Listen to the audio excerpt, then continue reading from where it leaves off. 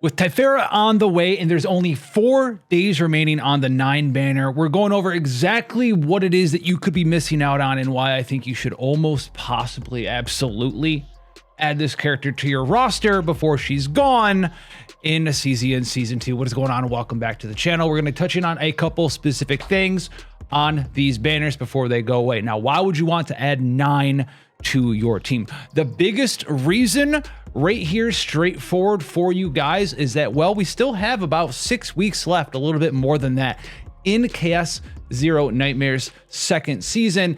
And if you're looking for someone to just hard carry you through this chaos manifestation, the burning life, 9 is on her own. We just did a tier list of characters that help you build good save data for anyone. As long as you have them in your team, they can help you carry pretty hard.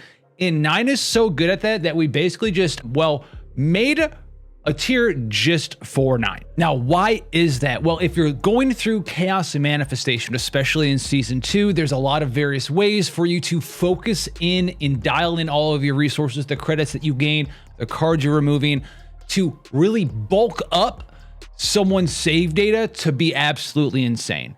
Now, it's not always going to be the character that's running you through the chaos manifestation itself, and that is why 9 is so strong as a carry character. And it all comes down to basically the card hue. Why is the card hue so strong in this sort of situation? Well, you can basically always know that you're going to be having this card, in the way that this season's set up with everything being weak to order. You don't have to remove any cards from the 9 deck. You don't need any specific epiphanies. You don't need anything crazy.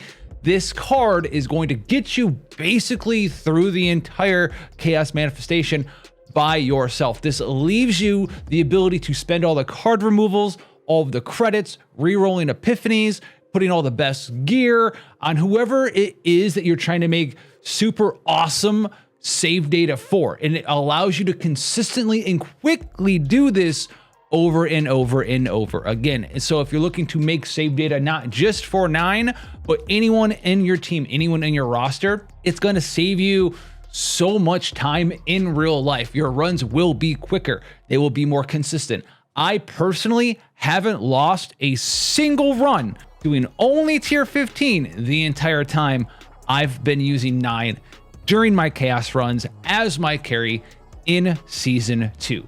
That is the #1 thing that you should think about. If you're having issues with it, you don't have 9, she's going to solve that. If you're looking to just have fun in the game and you want to build a lot of save data for other characters in your party, she is going to solve that issue for you too. If you're trying to build the super awesome AP heavy Veronica deck or Malin deck or Beryl or whoever it is, you can just put 9, 2 other characters in there and heal your brain away. Now, the other cool thing to talk about with 9 as well is if she's on your account, you're going to get a lot of value from her almost immediately, because she is pretty easy to build when it comes to memory fragments, right?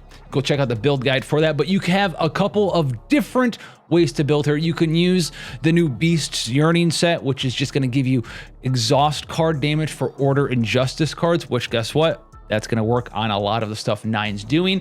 You can also, instead of having to farm with a new 4-piece, if you have some of the old stuff laying around, the Line of Justice that gives you 20% crit chance increase on cards that cost 2 or more during your runs, or as long as you're not using a flash hue build, which we'll talk about shortly.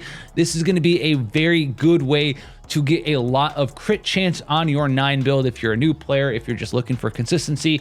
If I was using this set, for example, we'd be rocking out on a nice 71% crit chance build, and it's probably, I think, by far her best like carry memory fragment setup. But on top of that, you can also just do like a 2-piece defense, 2-piece attack, 2-piece, triple 2-piece set. Basically, you just throw the triple 2-piece set on her and have her do good damage that way. Defense up, crit damage up, and then like attack up or agony up if you want to. If you have agony on a target, you can do bonus damage that way. When you're running through chaos, a lot of the times someone's going to get a card that's going to apply agony, right, to a boss or to a target, and that's just going to give you boosted damage that way. So she's got 3 very viable memory fragment builds, which makes her very easy to use. But one of the most important things in CZN and just in gachas in general, my philosophy anyways, how fun is the character? what is that character looking like and how many different ways can I utilize that character? And it's because of Hugh, her most important card, having very unique identity epiphanies, basically different characteristics that allow you to play her in entirely different ways. She is super cool. You want to do like my 9 is a defensive bulk up character and is going to protect my team. You have Hugh Ironclad for that. This is also a fantastic card if it shows up in your chaos runs to just allow you to turn your brain off and auto defeat basically the entire chaos run with Hugh Ironclad. That's a solid pickup there. We also have the big damage, the damage per screenshot form in the version of Hugh Extreme, which allows you to charge up to a Hugh Extreme level 5, add a lot of multiplicative damage buffs to this, and get some giant hits every once in a while, which is a nice play style and also works well with a lot of the cards in her kit. We also have the lovely Dovely, if you want to have them big style and AoE build. There's not a lot of characters in the game that can do huge single target damage with one build and specialize in that, and then also turn into like an AoE monstrosity. Think of the issues that Yuki was having and how they kind of tried to buffer up in season 2. 9 isn't going to suffer from that because at the end of the day, you can just make a Hugh Massacre build. If in the future some big AoE content comes out, you can fall back potentially on 9 for that as well in some sort of AoE defense-based damage team. On top of that, though, you also have Hugh Ambush. So if we get into a future piece of content where counterattacks become like the thing to do, or maybe you just want to play her in a different playstyle, you want to do a counterattack focused team, you can build 9 as a counterattack character, gaining benefit off of Hugh Ambush, buffing up your teammates as well with other epiphanies, such as some of the counter blades ones here that allow you to, guess what, gain a stack of Honed Edge Plus that buffs the damage of all of your allies' defense-based damage when you gain counterattack. There's a lot of cool things that you can do with 9, and she plays in all of these playstyles very, very well. There's very few bad epiphanies for this character. And then last but not least, on top of that, we also have access to Hugh Flash, which we're still not done with CZN Season 2. Typhara is coming out, and the other part of CZN Season 2 that we've seen so far. We predicted what Typhara was going to do on this channel due to the new sets that were getting released. Exhaust is a big thing. So this is going to be a very amazing build, and I think exhaust-based teams with Hugh Flash is something that we'll be able to see 9 have big potential in now in Season 2.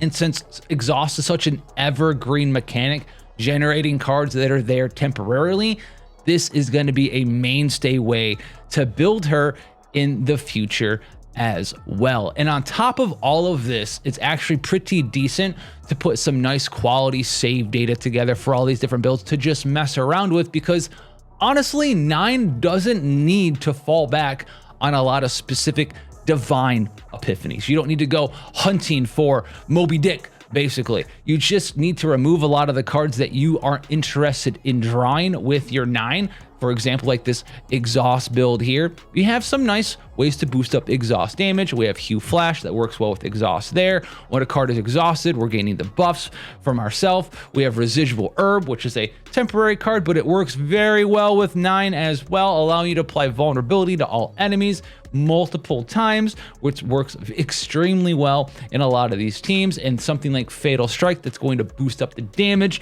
of your Hugh Flashes while also giving you the ability to reduce the hand bloat from a lot of the generated exhaust cards from some of the characters that will be seen now and in the future as CZN Season 2 is still going on, is a nice little way for you to build her there. But it's not just the exhaust build. There's a lot of amazing different things. You can build her counter, you can build her exhaust, you can build her Hugh Flash by, as you see it here. You have her with the Hui build, where you just Hugh Extreme and dupe Fighting Spirit a bunch of times and smack the enemy into the sky with as many different Hugh Extremes as you want every single turn. There is a ton of build variety for 9, and I'm going to give her points for just allowing herself to be a character that you'll probably have a spot to use, find, play around with, and have fun with while also being strong on your account all at the same time, in addition to all of the benefits we talked about her actually giving you in season 2, consistency wise, save data build wise, and ease of access wise to the content that's right there in front of you. So she's basically like a 10 out of 10 in a lot of ways right now. And not only is the 9 banner going away, but also her partner Alcea is being obviously rotated out, but she's not time limited and she is going to get added into the permanent rescue banner when she leaves. Now, should you be pulling on Alcea? Do you need to FOMO into this character along with 9? Do you absolutely need the partner? Now, Alcea is a very nice partner. If you look at the character here, it's going to boost your defense, but it also can buff up your damage by up to 30% as well. But do you absolutely need to go pull for this partner? I would say you don't need to. If you're really thinking about the banner's going to go away, both of these, who should I focus on? I don't have 9, I don't have Alcea. Do I need both of these? This is what I would do. I would get 9 because she's just so good in and of herself at E0, doesn't need any duplicates to just for you to feel the power, right, of her on your account. You don't need anything. As far as Alcea, I would pass up on her. You can always try to get her later by pulling on the part your rescue banner. You can get her out of the shop if you so desire. But really, 9 has a fantastic partner already in the form of Willhelmina. Now, Willhelmina is going to give you, remember, if you can get Willhelmina at R5, which is going to happen eventually, she's a 4-star. You can buy a copy out of her from the shop. You're going to get 24% defense increase. And then if the enemy has a vulnerability, you're going to get a small little defense-based bonus to your attack cards as well. All in all, it's just a nice little card to have on your 9 while you wait for Alcea to come out in the standard banner. Maybe you get her there. Maybe you don't need her. I haven't had any sort of want or desire for 9 signature partner. And, you know, tactical command isn't the worst thing ever. 2 morale and 1 fortitude is pretty decent. You might also ask yourself, well, how am I getting vulnerability? Now, there's a lot of ways to activate the vulnerability for Willhelmina, right? We know her. We love her at this point in time, right? Orlia can add vulnerability very easily with this version of growing creature in Softy.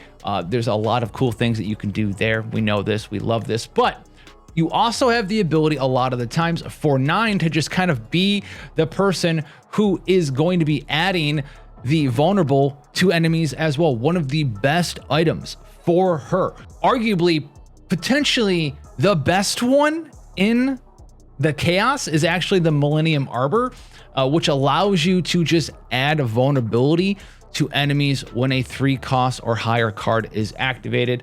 Like with Fighting Spirit, activating a Hue card, that's going to put vulnerable on the enemy, allowing you to get even further benefit off of your Willhelmina as well. But 24% defense on Willhelmina goes a long way for her being valuable, and you'll get it eventually because she's a 4-star partner and she'll get added to your account that way. So if you're on the fence between pulling for 9 or pulling for Alcea or just trying to get to Farah when she comes out, I know this. I know that 9 will make your life way easier in Chaos, Zero Nightmare, not just in Chaos Manifestation, but also building cool decks, having fun with the game, taking less time out of real life to get through Chaos, build some cool save data, and have fun. I've had a couple of, well, personal experiences already, which kind of drove me to make this video, of people who are just, I don't need 9, I don't run, blah, blah, blah, blah.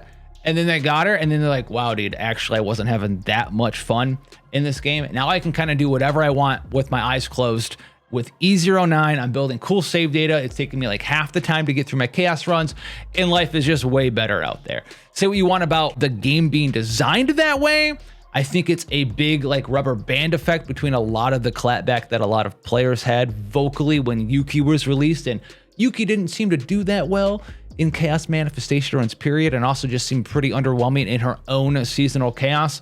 And so for right now, 9 is the ticket for ease of access for herself, yourself, and building really cool save data on your account. And she looks like she's going to have a lot of cool places to find team slots in the future. So with that being said, make sure you drop that like for sure. It's the only thing the algorithm cares about. Outside of you commenting, I don't know, but like yes 9 or some, I don't know, put something down there. Okay. And I'll catch you guys in the next one. Take care, guys.